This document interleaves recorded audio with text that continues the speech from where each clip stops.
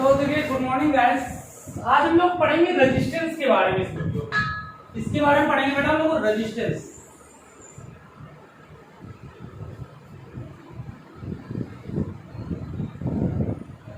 क्या भला होती है, इसके नीचे का चार्ट भी मेंशन करेंगे कैसा क्या है। पहले देखिए रेजिस्टेंस क्या वगैरह वगैरह है। तो रेजिस्टेंस के पहले हम लोग पढ़ेंगे ओम लॉ। क्या पढ़ेंगे अभी ये भी बताएंगे क्या प्रोसीजर बना होगा। ओम लॉ होता क्या है, तो दो पॉइंट याद रखो। कैसा याद करो, एक तो याद करो फिजिकल स्टेट।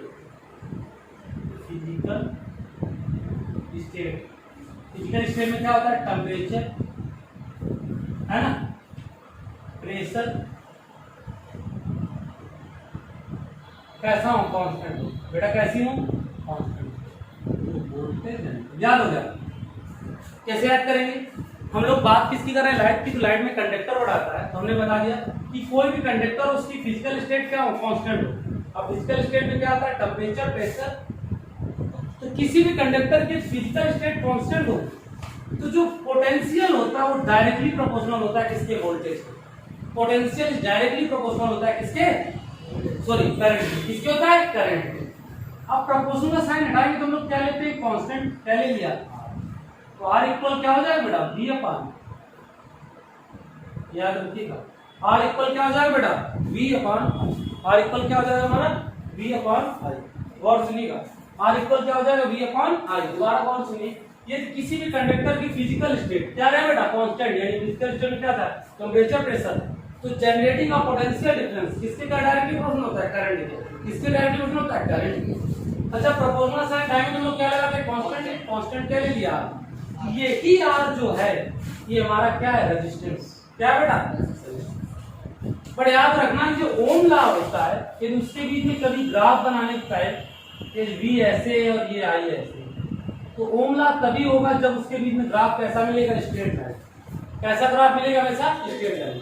तो गाइस आपको ग्राफ कैसा मिलेगा, हमेशा ऑलवेज स्ट्रेट लाइन मिलेगा। यदि स्ट्रेट लाइन नहीं मिलता तो ओम लॉ फॉलो नहीं होता। एक बात और भी आप मेंशन लेकर लेना कि बाय द वे आपका कोई न्यूमेरिकल केस बने कि मान लीजिए वोल्टेज दिया है, करंट दिया, मान लीजिए वोल्टेज दिया और करंट दिया है।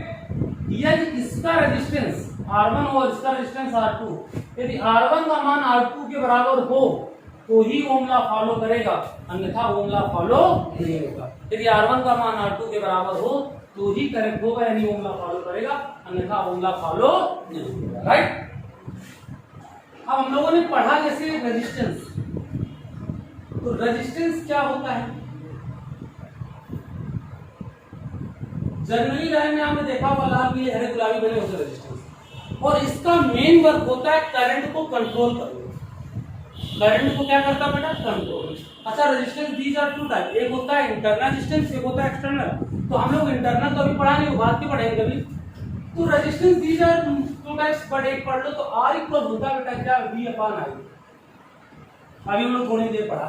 डेफिनेशन क्या बन जाएगी कि किसी भी कंडक्टर का पोटेंशियल डिफरेंस, कोई भी कंडक्टर उसका पोटेंशियल डिफरेंस और जो करंट का रेशियो होता है, किसी भी कंडक्टर के पोटेंशियल डिफरेंस और करंट का जो रेशियो, किसी भी कंडक्टर का पोटेंशियल डिफरेंस और करंट का जो रेशियो होता है, इट इज नोन एज, क्या कहलाता है, कोई दिक्कत।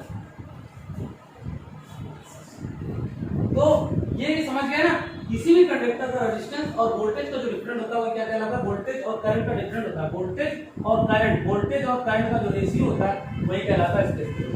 यदि यूनिट की बात करो तो एक यूनिट हो गई इसकी ओम और यू सिंबल होता है, और एक यूनिट और भी हो सकती है वोल्ट पर मीटर।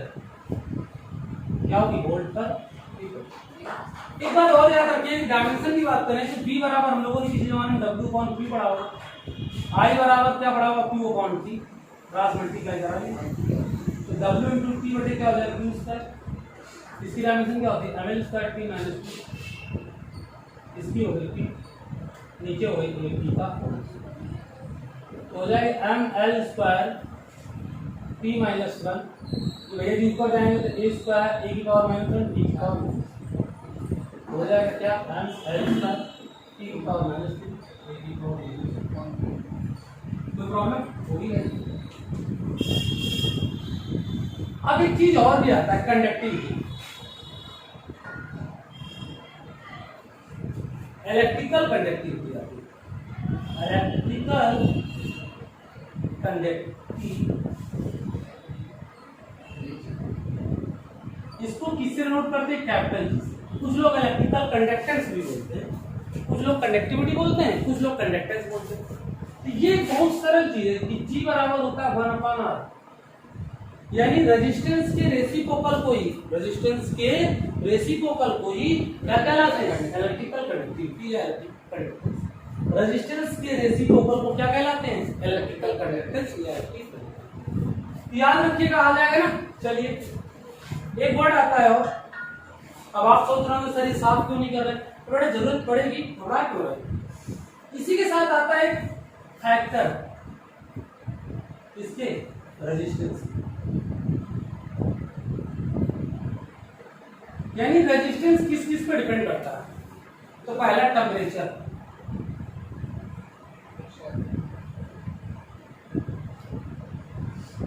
यानी R प्रोपोर्शनल T भी होता है। तीसरा एरिया, एरिया R प्रोपोर्शनल क्या होता है? 1/A। तीसरा height length, R proportional L होता है। इसे मान लो इक्वेशन फर्स्ट और इसको मान लो इक्वेशन। आपको सर पहला क्यों नहीं माना? तो हम पहला केवल स्पेशल केस है, इसके बारे में हम लोग बाद में चर्चा करेंगे। तो फर्स्ट और सेकंड इक्वेशन को हम लोगों ने क्या करवा दिया? कंबाइन करा दिया। तो R प्रोपोर्शनल क्या हो जाएगा? L/A। फिर आपको एक बात पता होगा कि प्रोपोर्शन का साइन हटाकर हम लोग क्या लेते हैं? कांस्टेंट। तो ρL/, ओके। तो रो को कहते हैं क्या? Specific resistance. क्या बोलते हैं हम लोग? Specific resistance. कोई प्रॉब्लम होगी भी नहीं, होनी भी नहीं। यदि इसकी यूनिट की बात करेंगे हम लोग, इसकी यूनिट क्या होती है? ओम। एल की क्या हो गई? Metre square. नीचे ए की क्या हो गई? सॉरी, एल की मीटर हो गई। एरिया क्या होगा? Metre square. तो मीटर का तो ओम पर। एक बात याद रखना, जो स्पेसिफिक रेजिस्टेंस होता है इसको तोड़ो तो इस तरह भी लिख सकते हो फार्मूला, R बराबर रो बराबर RA/L। पर याद रखना जो रो होता है ना वो R पे डिपेंड करता है, ना A पे करता है, ना R केवल किस पे डिपेंड करता है? मटेरियल पे। यानी लोहा है तो उसके लिए कुछ और होगा, एल्यूमिनियम है तो कुछ और होगा, टंगस्टन है तो कुछ और होगा, ये वर्ड होंगे तो कुछ और होगा, बट वो कभी भी इन पे डिपेंड। क्लियर? अब आता है स्पेसिफिक रेजिस्टेंस। यही रो हमारा जो होता है वो क्या था? Specific resistance. अब आता है स्पेसिफिक कंडक्टिविटी।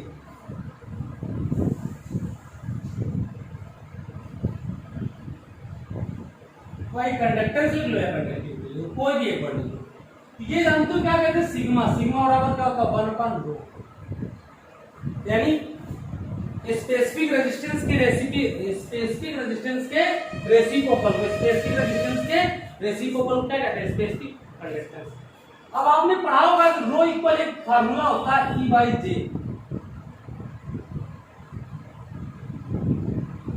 यानी कभी स्पेसिफिक रेजिस्टेंस की इक्वेशन पूछी जाती है, ये भी आप बताएंगे। स्पेसिफिक रेजिस्टेंस क्या होती है? Definition rho equal E/J। अभी तो हमने जो फार्मूला निकाला कि रो बराबर RA/L भी होता है। एक फंडामेंटल ये भी होता है रो बराबर E/J। तो E को क्या कहते हैं हम लोग को पता है ना? Intensity of electric field. J को क्या कहते हैं पता है ना? Current density. यदि ये फार्मूला आप यहाँ पर रखेंगे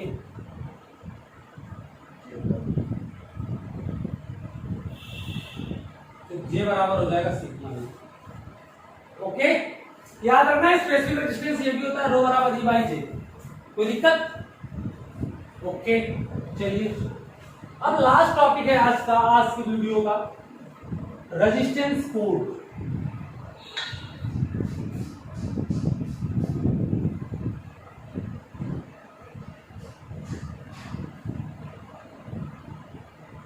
इसमें कोटेशन पढ़ना पड़ेगा, BB रॉय, ऐसे पढ़ना पड़ेगा, बीबी नहीं पढ़ना पड़ेगा, Roy, great, boy, very good wife. ये कंडीशन तो याद होगा, B B Roy great boy very good wife. तो B B Roy great boy very good wife, ये लिखे ना सारे। तो बी अभी चार्ट बन गया, बी मतलब तो पहले सीरियल नंबर डालेंगे वर्ड, फिर होता है कलर, फिर फर्स्ट एंड सेकंड, इसमें थर्ड पार्ट होता है, ये फोर्थ पार्ट। फिर हमने दो स्पेशल पॉइंट्स भी लिखे हैं कि स्पेशल क्या, कि सिल्वर गोल्ड ये होते फोर्थ में, कभी बाय द वे थर्ड में आ जाए। तो गोल्ड के लिए हम 10 की पावर -1 लिखेंगे और सिल्वर के लिए 10 की पावर क्या लिखेंगे -2। देखिएगा ये तो केवल हमने जो ऊपर वाली लाइन लिखी है, ये आपको याद करने का सीक्वेंस, कि आप इसे याद कैसे करेंगे, पहले क्या होता है पहले क्या होता है, भाई ये याद करने की जरूरत नहीं पड़ेगी। 0 1 2 3 4 10 की पावर 0।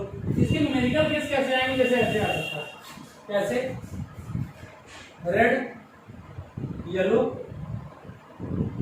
Brown, gold. तो देखो रेड हमने कहा पहला और दूसरा पार्ट कहां देखेंगे यहाँ, तो रेड का कितना होता है, रेड 2, येलो का 4 क्रॉस, फिर आता है बेटा ब्राउन, क्या आता है बेटा ब्राउन को देखो कहां देखोगे आप, तीसरे को जाओगे, तीसरा पार्ट 10 की पावर 1, फिर प्लस माइनस, गोल्ड कितना होता है 5%। यहाँ लिख लो, बाय द वे इमेजिनेशन करिए, अब जैसे ये लिखा था जी तो बाय द वे ऐसे करें और हम यहाँ से ब्राउन गायब कर दें, तो फिर देखो रेड का कितना हुआ 2, येलो का कितना हुआ, येलो 4 क्रॉस। बट अब तीसरे की जगह में क्या है, गोल्ड। हमने कहा था स्पेशल पॉइंट में तीसरे में कभी गोल्ड आ जाए, क्या लिखोगे 10 की पावर 1 आंसर। ओके, तो आप लोग ये टॉपिक्स देख लीजिएगा, अच्छा वीडियो है, और नेक्स्ट टॉपिक्स हम लोग नेक्स्ट डिस्कस करेंगे। Okay, good evening, good morning और गुड आफ्टरनून, जब देखो आप वीडियो तब